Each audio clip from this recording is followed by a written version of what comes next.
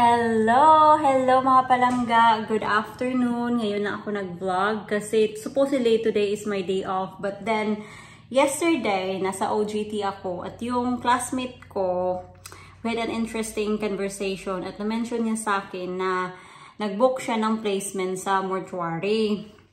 So, ako naman na-intriga kasi inaamin ko, after talaga mamatay ang pasyente, of course, we clean the patient, put the wristband and all the all the documentation that goes with them, at hindi ko na alam kung ano yung susunod na mangyayari sa pasyente.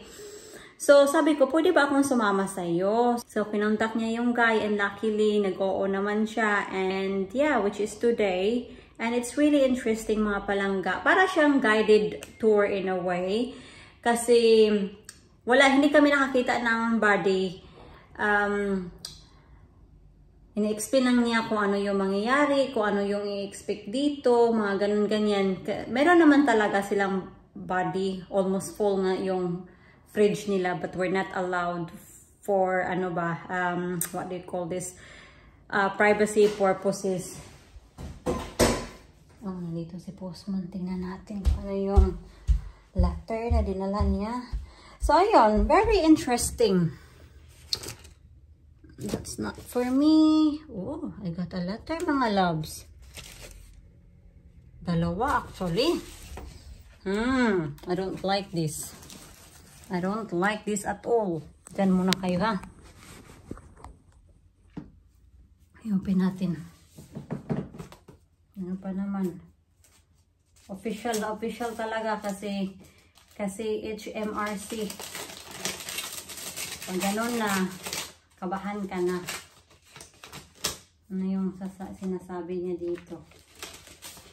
Tingnan natin.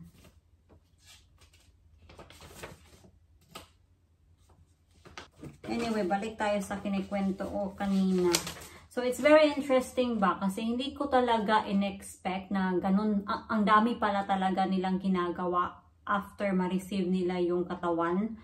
Kasi akala ko talaga yung expectation ko is nilalagay lang nila sa fridge directly. And yun na. Yun na ba? Well, yun lang ang ini-expect ko talaga. But yeah, there's so much more that they have to do. So it's good. It's good learning. Anyway, lalabas tayo kasi semester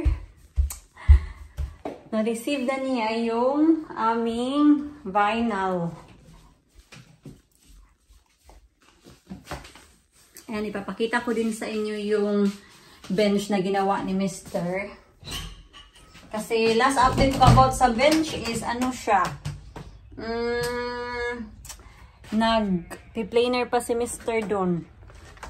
Magugulat kayo mga palangga. For me ha, it looks so good.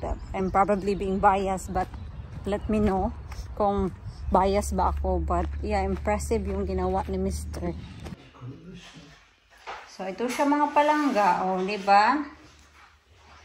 So nilagyan niya ng oil para ma-highlight talaga yung kulay ng oak, and yung legs niya, siya yung nag-welding din, tapos kinulayan lang. Yan. So, hindi siya masyadong naka-highlight kasi of course yung background, medyo messy. Kailangan ni Mr. i-remove to kasi ginagawa ni Mr. is naglalagay siya ng vinyl. Hello! Can I come in? Yeah, take your shoes off.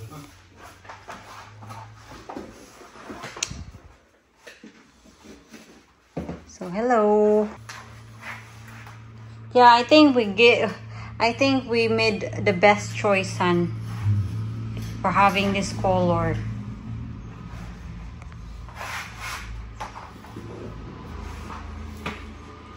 Yes, mga palangga, naka-short ako at the moment kasi sobrang ganda ng panahon ngayon. Mainit. I'll leave it. No, it's not very good straight, that, but it's so bad to cut. Oh well. I put some steel on. Not humped, is it? No, no hum. Nearly there. Hindi pa siya masyadong, ano, just smear a little bit. Yeah, hindi pa siya masyado talagang... Is that in and up?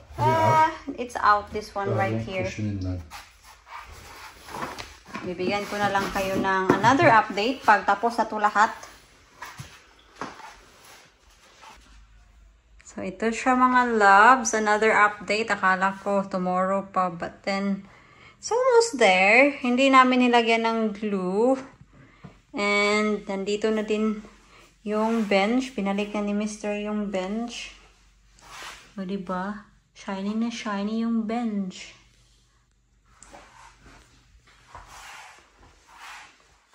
Yan. Hello.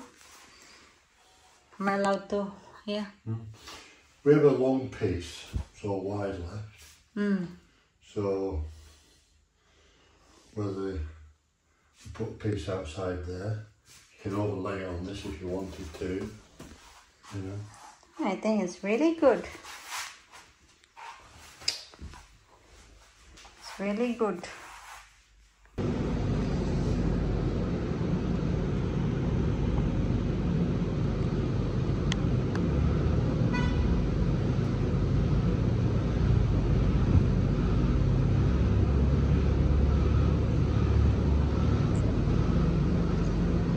Walk like a model.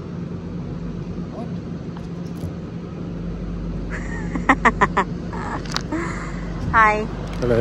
Coming in often? Nope. Tingnan nyo yan mga palangga. Meron silang blackberry this time. Oh, malalaki siya. Pero tingnan nyo yung price. 3 pounds. And kung meron kang club card, 2 pounds and 20 daw. Pwede naman natin yung mapitas sa daan ng mga loves. Meron silang pa-music mga palangga. Ay, naku, malakas. Sige na, babay na ha. What weight are them? This is going to have to go to the scrap because the cushions are kaput now and I've only had it for 25 years. Really? Is that it? It's a bit disappointing how I had value for money, really. Oh, God. Well, at least another 10 years. So, tingnan niyo yung mga palangga. We're having barbecue. Hello. Yes, naka-short na ako kasi mahihiya tayo. Alam niyo naman yung ating mga bashers. We put the grey towels in there.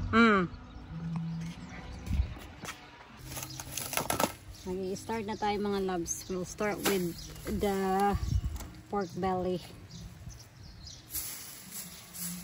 Kasi yan yung matagal maluto.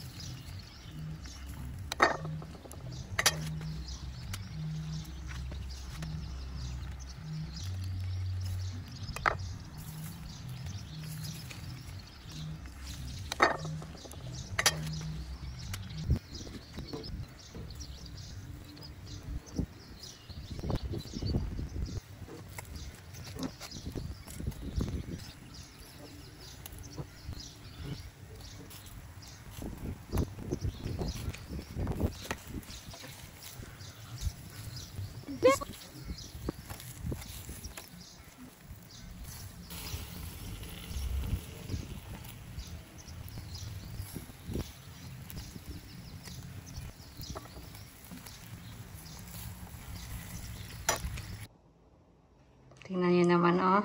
Sine-check niya yung ating barbecue, mga loves. Pumasok ko sa loob kasi mainit. Sobrang init talaga, as in. Ito na naman, nagre-reklamo kung hindi malamig, mainit. Ay, nako naman. Papasansyahan, oy. So, luto na lahat, mga loves. So, kakain na muna kami. So, we have salad. Si Mr. meron siyang burger bun, potatoes, chicken breast. No, that's not chicken breast. A pheasant breast. Yan ito. Chicken breast. Pheasant breast. Yan. And then, meron kaming sweet corn. Yan lang. Kain. Kain, Mr. Enjoy.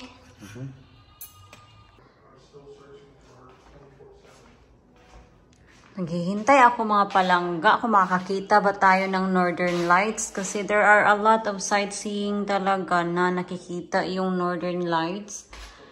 But hindi naman nakikita dito sa atin. But yeah, yung mga friends ko, they're able to see it. Pero wala! Sana yung Northern Lights.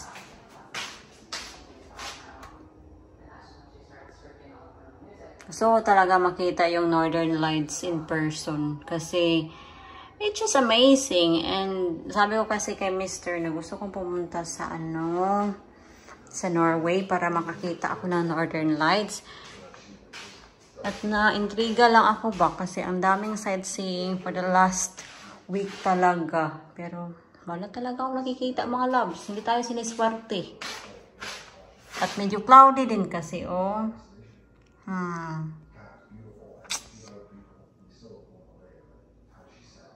Ay, wala na, mga loves. Good night na, oy, kasi matutulog na ako.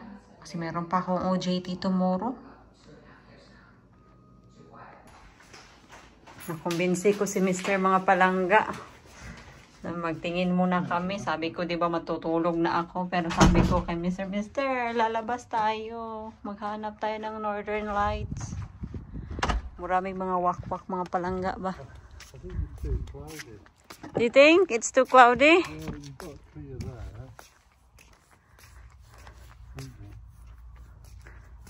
Makita nung tag manananggal ani karon kay gabiin na jud, mga loves.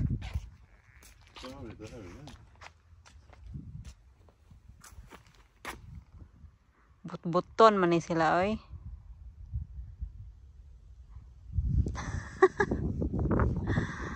Nothing. No Northern Lights. It will be. It'll probably be later though. Yeah. It's a bit tingly, you have to look out.